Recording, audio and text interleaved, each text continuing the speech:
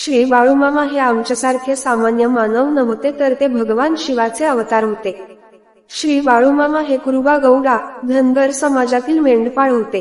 त्याला संत मानले जाते. मेंढपाळ त्याच्या कामाच्या स्वभावामुळे सामान्यतः समाजातील अत्यंत खालच्या वर्गातील, ज्यांचे जीवन संकटात आहे आणि वाईट सवयी आहेत, अशा लोकांच्या संपर्कात यावे लागते.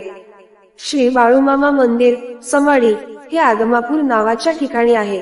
एक मेंढपाळ त्यांच्यापासून प्रभावित होऊ शकत नाही, परंतु बाळूमामा हा अपवाद होता आणि सामान्य मेंढपाळ नव्हता. बाळूमामाच्या सहवासात त्यांचे जीवन जवळजवळ ओळखण्यापलीकडे बदलले. ते त्यांच्यासाठी व्यावहारिक मार्गदर्शक आणि सल्लागार होते. त्यांचे दयनीय आणि आक्षतक जीवन सुसंस्कृत आणि आध्यात्मिक जीवनात रूपांतरित झाले.